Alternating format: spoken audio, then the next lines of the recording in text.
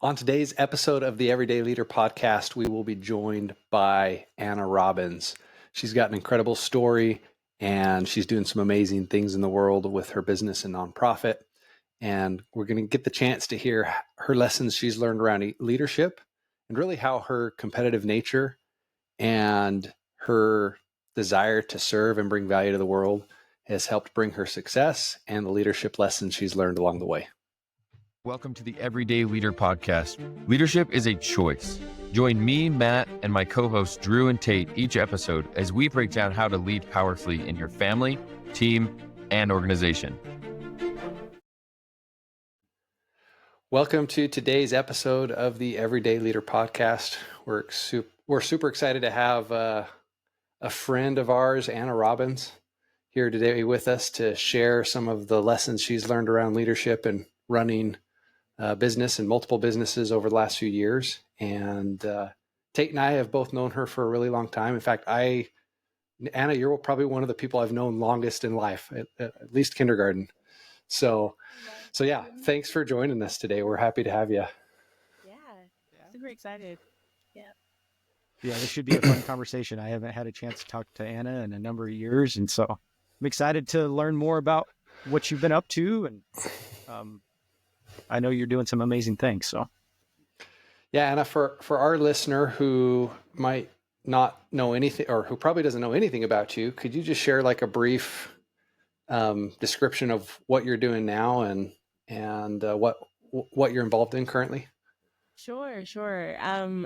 My career, my journey since leaving the good old town that I grew up in has led me all over the place, but currently I am in childcare. So I own a childcare company. It's called Mom Pod Co. We started off in my basement and then exploded really quickly in a year and a half. And so now we have 2 centers, and we're working on expanding that.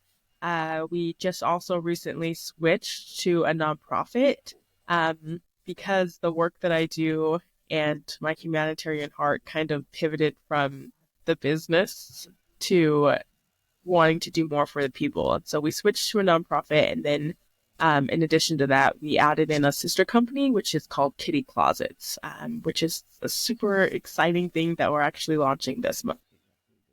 Tell us about that. If that's new, let's hear about it. Yeah, I'm excited. So one of the things we get a lot is we provide a lot of resources for families in our communities, and we always get people who are looking for clothes. And as a mom myself, I'm always like, oh my goodness, I hate shopping. Let's just be 100% honest. I actually haven't been in a store in years, and I just do everything online. And I love to find deals and stuff because, like, I don't like to spend money. I'm that person. And so I started swapping with this thing that they have in Utah called revolving closets. I know they have them everywhere, but it's under Mama Bait, which is an organization that has revolving closets all over. So the swapping was great, but sometimes I didn't get like the best items, or it was hard to find the items. So I was like, okay, I need to invent something that makes swapping really easy, and I can swap wherever, and I can get clothes. If I donate something awesome, I can get awesome things back.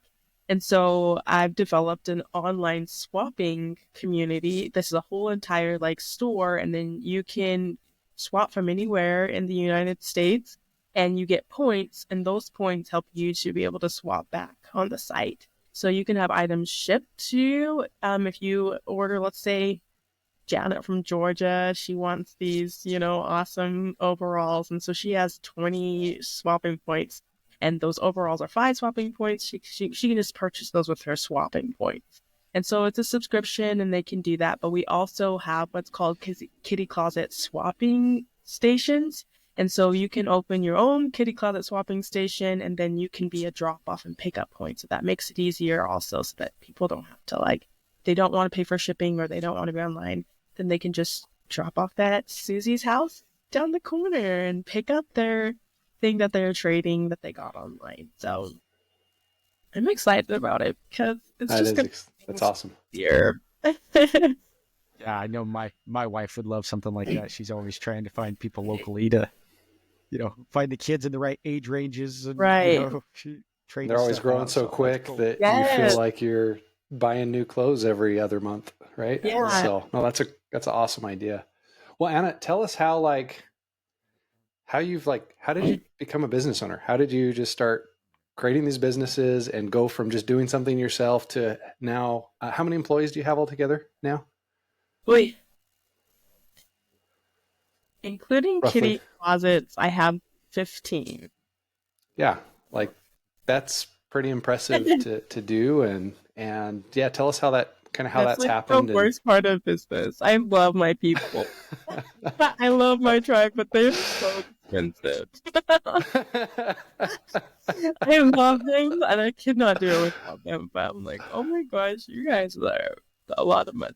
But I Um, I actually never even thought about being a business owner. I was in college, and it was my last year of my bachelor's degree. Yes, my last semester. And I have a friend, and he was like, "You need to start a business," and I was just like, "Bro, I have zero time.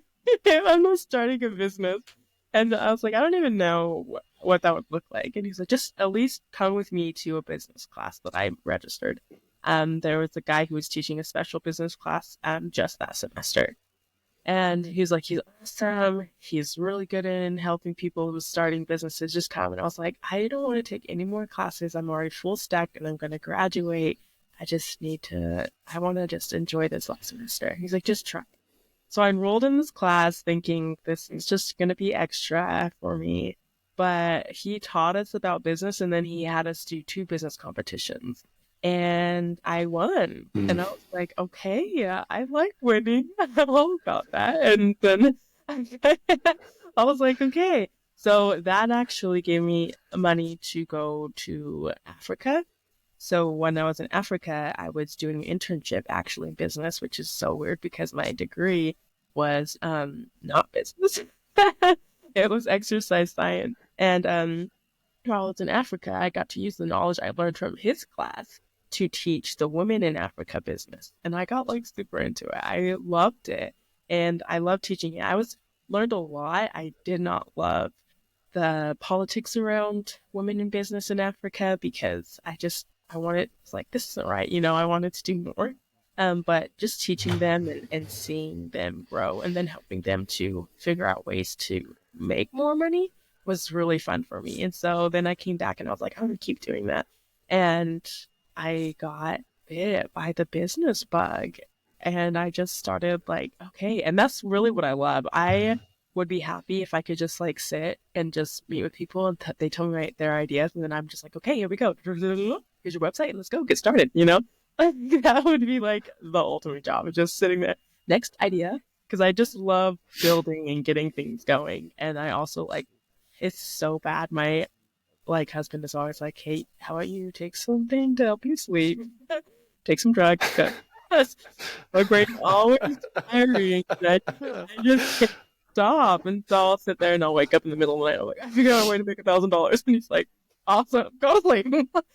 And so, I like, love that. yeah, so that's kind of where it's been. And it's always been like that. I try to turn it off, but like, I'm just obsessed and I've been obsessed. And so I, Anna, can I share a story real quick? yeah, Now, since we all three of us, we've known each other as youth, so I won't share anything embarrassing yeah, as right. long as you promise not to do that about me, Anna, Oh, I have so or many. Tate. But no, it's funny because as I heard you like sharing that story, it brought a memory back to me. When we were in middle school, my mom, I don't know if it was me or my mom or what, but pulled me out and put me in homeschool. And I remember your mom saying to me, like we ran into her somewhere and she's like, oh, Anna misses you because she misses having someone to compete with at turning their papers in quicker than someone else. Like it's like finishing their paper or their assignment the fastest. She misses having that person to compete with in class. So it just made me think of that. It's like, oh, I think it sounds like competition is a big part of your drive in business. And I know you're competitive. You were awesome in track and sports and so it's kind of cool to hear that like kind of come up in business. So Yeah. anyways, Yeah. That's so On funny. that note, I'd love to go way back, guys. You know, for those that don't know, starting in Duncan and then, moving to the big city of Safford, and, how that kind of helped shape and direct where you ended up, where you are today. Yeah, that's a good question. I don't want anyone to think that I'm like ashamed of my home roots. Love my home roots. It just is how life is. I've always had this like travel vibe too, like this travel thing that hit me, and I've always wanted to go places. I remember when I was young, well, of course, you remember Skeeter. Everyone remembers Skeeter. Could ski.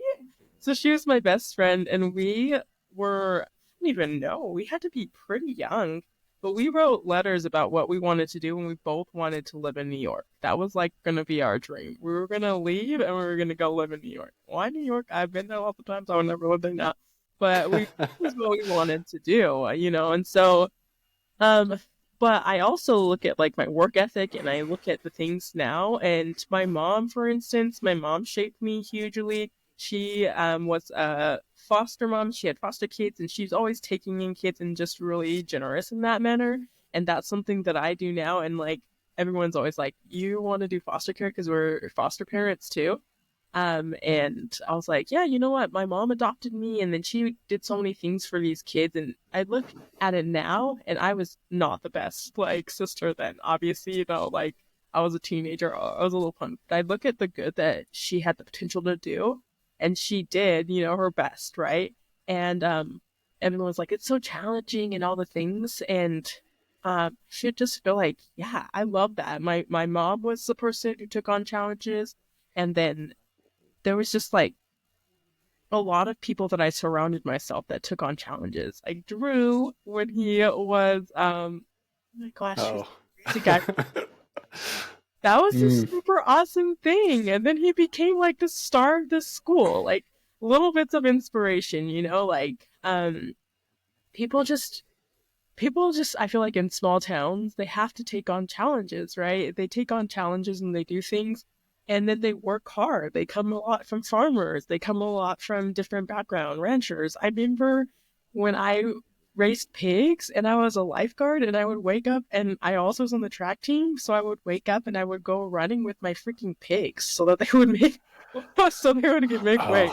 I tell people in the city these things, and they're just like, wow, you probably should have called CPS or something. You sound like no, totally normal, like things like that. Like as you guys, and you always had the best trained pig every year at the fair. Like, I did have a cute little pig, and I did have cute little pigs. But like, just things that small towns, they really, and I think my compassion for other people, like I'm always interested in the neighbor, interested in how I can help somebody else. And I really do feel like that is definitely coming from my small town roots. And I always have people at home that are like so excited for anything that I do, right? I don't know, just the hometown vibes. There's always somebody who reaches out like, we're so proud of you. And I'm so grateful for that, because you need that, especially as an entrepreneur, right? Well, yeah, it's so cool because you're doing such amazing things and your journey. But just a side note, I mean, Skeeter's a lawyer now too. So Yeah, it's I know. She's so it's just cool. incredible to see what everyone, as so many people from these super small communities are doing. And it's Right. truly impacting. And you guys are growing too in your small town. I like look at you guys. Yeah. I'm like, oh my gosh, look at these little papas. It's all grown. So far. Well, Anna, it sounds like you gave us some clues about like maybe the lessons of leadership you've had. Maybe some of those started with your mom, and what she taught you.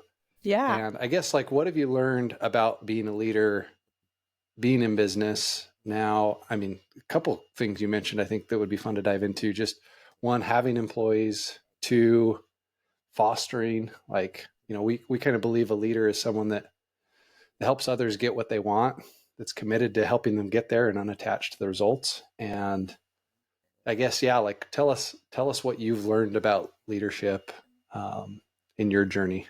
Yeah, one of the things that I've learned is sometimes as leaders we have those strong personalities where we feel like our way is the right way, right? And so we're always kind of micromanaging, even though we're like not trying to micromanage, but we always feel this need to micromanage. And I have found that some of the best experiences I've had in leadership and with my employees even is just seeing what they can do and then stepping back and letting their strengths take over, right? They're not going to do everything the way I would, but maybe they might even do things better because it's just a different perspective. And so I train them and then I go back and then I let them do their own thing. And then I give them feedback along the way instead of always trying to step in and take it over. Because for a while I did that and I got overwhelmed and I was always tired and I felt like I was always working. It's been cool to be able to just step away. Like even now, like I'm able to come down here and do this and just know my teachers. I even have one brand new teacher. She speaks zero English and she's upstairs managing the kids. And I'm just like, well, you practiced yesterday. I think you got it today, you know? And I'm like, obviously they can ask the question, but allowing our followers to be able to feel empowered and like we trust them, especially if they are capable, right? That's one of the things that I've definitely learned in leadership is I found it, even for me, some of my best leaders I think about, they weren't people that told me exactly what to do all the time and they like micromanage me. They just said, hey, this is what you're really good at, capitalize on that and grow from it, right? And then if there's something that I needed a growth on, they connected me with that person who was, hey, Anna, you're pretty weak in this area, but Emily is awesome in this area. So I want to connect you to her. She'll be able to make up for any of those weaknesses. And it's the same. When I put my teachers together, I think, okay, this one, she's great with babies. Awesome. Doesn't speak any English, so that's great because the babies don't care. And this one, she speaks lots of English and she's very fun. That's a match. Those two can work together, right? Instead of being like, okay, I need to make the most money, and so like this one is the cheapest, and then this one, you know, like putting things together like this. I put them together by their strengths, and it always ends up working. And then I also take someone who's weak in some areas, and I put them with someone who's stronger, and I allow them to teach each other. You know, and I found that that's been some of my greatest experiences, and I have the longest term employees from that, and just people who keep coming back because they do feel empowered. Even if I can't pay them $1 zillion, they feel empowered and they feel like they're growing. And I think that helps a lot. And I think that's so important as leaders is to remember that everybody plays an important role in this world. Everybody. And everybody's story plays an important story too. Everyone has an important story as well. So we don't need to interject ourselves into every little thing, and we don't need to be in charge just because we have a title. We really need to step back and let everybody's strengths shine. I'm a big believer in putting the community, I'm such a community person. Like, I feel like if we allow everybody to participate and we allow everybody's strengths to come in, a lot of the problems we see, they dissolve. So that's my personal thoughts. And some of the biggest lessons that I've learned, and I'm still practicing. I still have those tendencies to always want to step in and be like, oh, no, there's a better way. But, you know, maybe there is, but maybe the better way is for me to be quiet and let them grow, right? Well, so many good nuggets, Anna. You just gave us a lot of good ones. One thought I'm having along with that is, you know, you mentioned taking the business course and kind of getting the bug there. And, you know, I've learned that you could take a gazillion business courses and teach you the numbers and the strategies and so many different things. But when you take that step from being a solopreneur to having employees is a major step. And, you know, can you talk on any like specific instances that really were impactful for you in learning or strategies that like prepared you for those moments at being a leader within your own company? Yeah. I've also taken like so many business courses and everything. As we know now, you don't need an MBA to start a business. You don't need any college. You don't really need anything. You just have to have a passion for what you want to do. And I think that that's the first thing is you have to, because when you hire somebody out, it's kind of like you're cutting off a piece of your arm and giving it to somebody else, right? They're becoming an extension of you. And so for me, I had to learn I failed a lot. I hired and hired and hired and went through a lot of candidates. And then I had to learn to start treating people as if they were an extension of me. Does that make sense? Because if Yeah. you just look at somebody as a person in dollar signs, it's not going to be a good relationship. It's not going to work out. But when you look at somebody, hey, this person is going to be doing what I can't do, you know, but what I would need to do, or this person is going to be taking care of something that I really need to happen. So they're super important. And this person also has a family and they need to feed their family, as you extend that to them, I really think that helps so much because you want to be more honest. You want to pay fair. You want to make sure that they're taken care of because that because they need to take care of the family just like you need to take care of your family. You look for people who have the same values as you value, who you can instill that passion that you have in them, right? And that really does help in creating a team environment that's really works, right? I don't know if you've Yeah. ever hired or worked with somebody and they're like so opposite, but they were like an intern and it's all you could pay for, right? It's just like one of those things where you're like, oh, let's just get it by. But you really need to, if anything, invest in the team that can develop the same passion as you and look at people as an extension of you instead of just dollar signs. Anna, two things I'm like hearing as you're talking that I think is really powerful is one, I think one important part of business is like that competitive edge, being driven, the desire to actually be profitable and make some money. Like that has to happen for business to work. Otherwise it won't. And then I think the other side that you're talking about too is just the loving people, treating them with respect, creating a place or an environment where values mean a lot, where there's a vision for somebody. I mean, you've kind of mentioned too that the employees cost a lot, and you wish you could pay them more, but they're staying. Which to me, if people are staying and working with you, it's not just about the money. It's that you've created probably an environment where the values are important and you've attracted some like-minded people to you. So could you talk a little bit about that? Like how have you like created a culture or how have you attracted people that are in line with the values you have? Yeah. I think one of the first things I try to be very transparent. All the time. I try to be very transparent from the very beginning. Even my ad, I put the exact pay in there. I'm very transparent about what benefits we can and can't offer. And then when I meet with them, I talk to them about childcare in general, if it's childcare or if they're assisting, and what it looks like to be a nonprofit. Because that's the thing. People are also just sometimes wanting to look for money, right? They don't really care what the job is. They're just looking for money. But when they have an understanding of their real background, then they're like, oh, this is why the pay is the way it is. Or, oh, maybe I really don't want to be in this position. And so I weed out people early so that the ones that I get in, I'm like, okay, they understand, they've gone through the process, and then I do a week trial too. It's a paid week trial, but I get people in and invested and let them see, because a lot of times people think that they can do the job or they think that they know what's happening, but it's so different, especially in childcare. People think that it's just babysitting, but it's so much more than babysitting. And so I think that's helped me personally a lot, and what I've kind of done. And then I try to live it, right? If I think that honesty is important, like I said, I'm going to be transparent and honest the whole time. If I think that having a passion for kids is important, I'm going to show up and I'm going to come to work and I'm going to be excited to see the kids. I'm not going to come in and be like, all right, everybody, you're so loud, you're annoying, sit down. Hey, Sawyer, I'm sick of your voice already. And I just stepped in here, like I obviously can't do that. But I have to come in and be like, hey, guys, and like make sure that the kids also are like, Miss Anna's here, which they are, even if I am sick and, not feeling it. But like, you have to instill this, like within yourself has to also be a reflection of what you want from your people, right?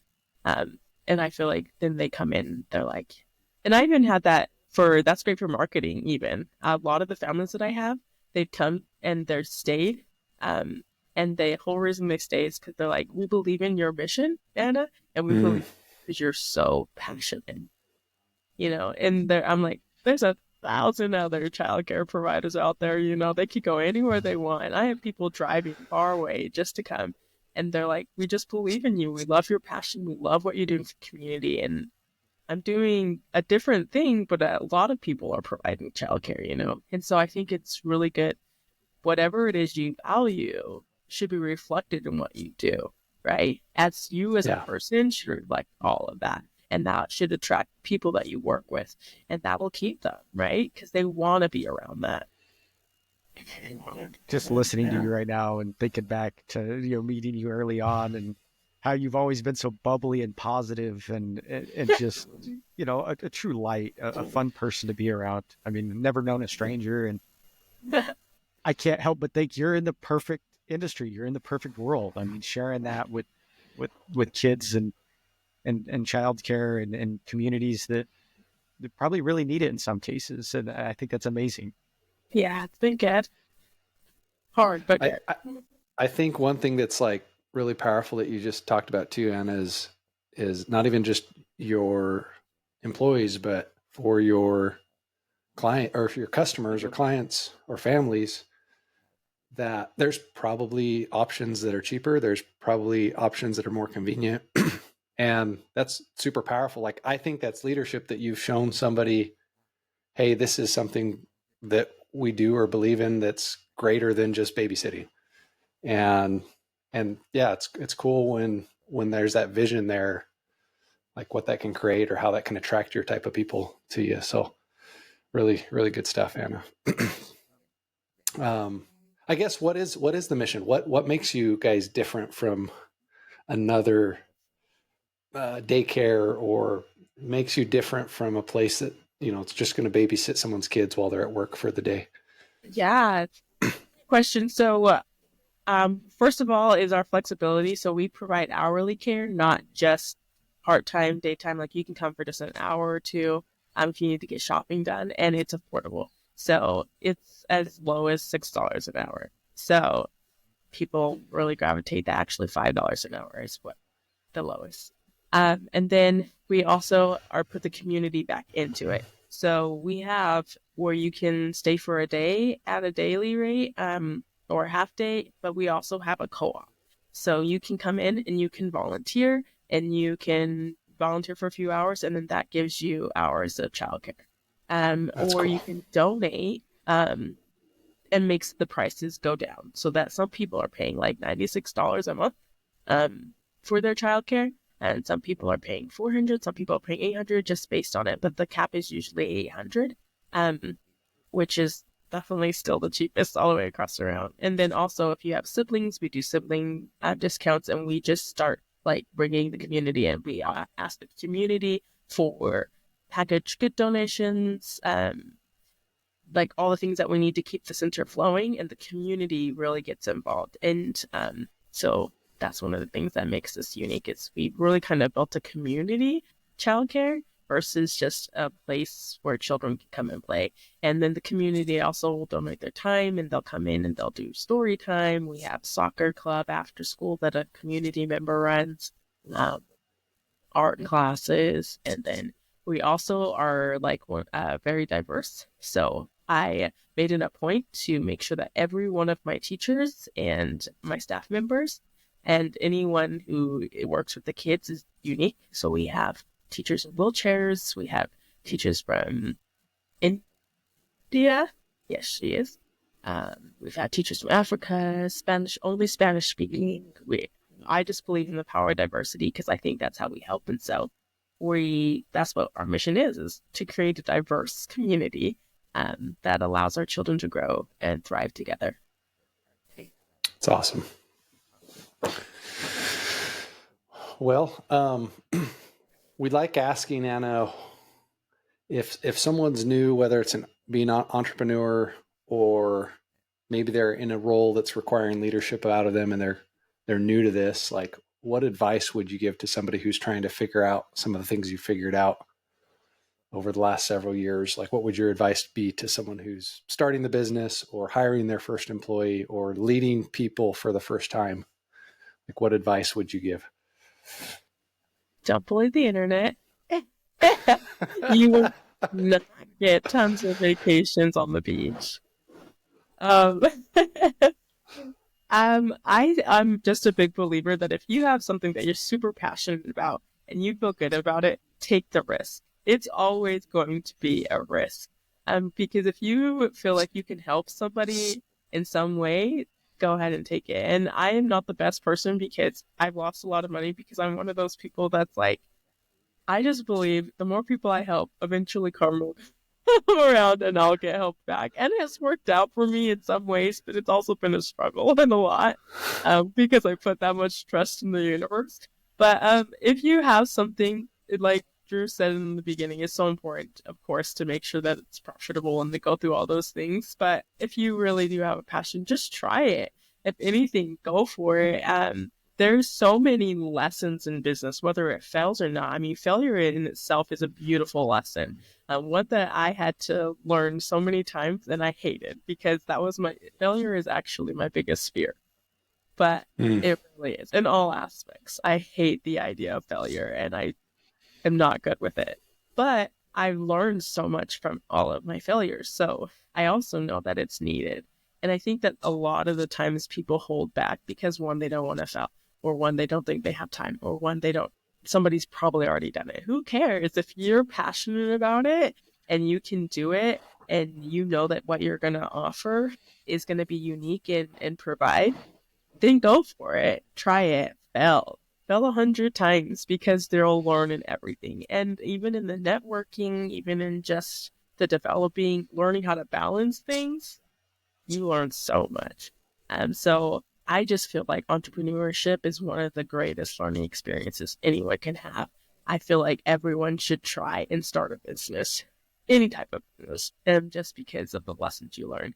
And start early. I have my son this summer. He's gonna do it's called Rio's Sweet Ride. And we got a little refrigerator that we're hooking on the back of his bike, and he's gonna go sell ice cream because Nice. Nice. I love it. because he's That's 26 awesome. and it's time to get him going. If he doesn't start, he's going to lose the dream. He's gonna lose the dream, my dream. That's why you have kids so that you can like live vicariously through them. No, but also that's so awesome. I did that when I was little, right? I remember sitting on the side of my road selling my mom's garden seeds that I made, that I took and I colored on paper and made magic seed packages and then dumped her seeds in there. Got in big trouble, but That's I awesome. made some money, and selling bags of chips. So start. I got Just in trouble. yeah. I got in trouble in school for selling my Halloween candy at school the day There you after go. Halloween. But Nice. We No, should have I not would been in love to- trouble. That was I know, entrepreneurship. right? That's what we should be encouraging, right? Yeah, go sell your Cheetos and your candy. Right. Well, just a thought coming to mind listening to you right now is sometimes I think we overwhelm ourselves in what business is or our overarching vision of what we want it to be someday, and we don't get started. And, for those listening, if you have that idea, it can be just you a couple hours a week to get started. I mean, that is a business. You just have to set it up and start. And I love it. Yep. Yep. And you either succeed or you learn, right? Really? Yeah. You learn, hey, this wasn't a good one. And it sounds like you've had to learn a few lessons, Anna, to get to where you're at. And that's part of the process, part of the journey, part of the climb. And it doesn't have to be like tomorrow that it opens, right? It might take you Right. a year or two, but like start the process and learn through it and find the resources, and it'll take time, but it doesn't matter. Like you'll learn so much even in the process. Well, and I think the other thing people will learn, I love that idea of just go try and start a business, is like, one, you do that, you don't have to wonder, hey, what if I, live your life wondering, hey, what if I'd gone out and tried this? And if it doesn't succeed, you might realize, hey, I think it's okay too for someone to realize, hey, I'm not the entrepreneur. I want to be the amazing employee that shows up as a leader every day in the role and in that capacity. And sometimes you don't know that until you go out and try. Yeah. So So what's the next big step or big vision for Anna? What's she want in the world right now? Vacation. That's my sounds like you deserve it. yeah, I need to go on vacation. No, honestly, I don't know. I used to like set a goal to try to start a new business every 3 to 5 years. And so this year will probably be the launch this month, actually, of Kitty Closet. And then my son's business. I want to get my kids starting. So Anna, any books or podcasts that you've read or that you listen to that you would recommend to our listener that's wanting to grow in business or grow as a leader that you'd recommend? I'm gonna say this one called The Everyday Leader. Awesome. We'll send you a check after the show. No, I receive most of my inspiration from others around me, to be honest. Like, I'm a big people person, and so I go to networking events and those kind of things, and this kind of opportunity and anywhere I can. But the people that I surround myself with are really who help me to succeed, and I think that's so important. I could listen to podcasts, read books. I do.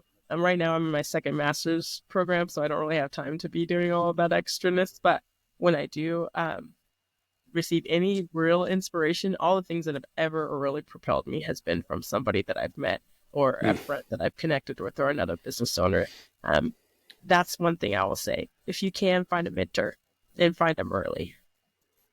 Yeah, that's so good. So, and in fact, sometimes I think we're so worried about the next book or podcast when it's like, just get around someone that's going to encourage you to do, or that's going to hear your crazy idea and not tell you how dumb it is, but say, yeah, you should do that. Yep. So how can I help? So if you're thinking about going to a networking event coming up and you're not sure, like, let this be the inspiration to go and network and meet new people. Yeah, I got my building, everything that I have literally came from networking.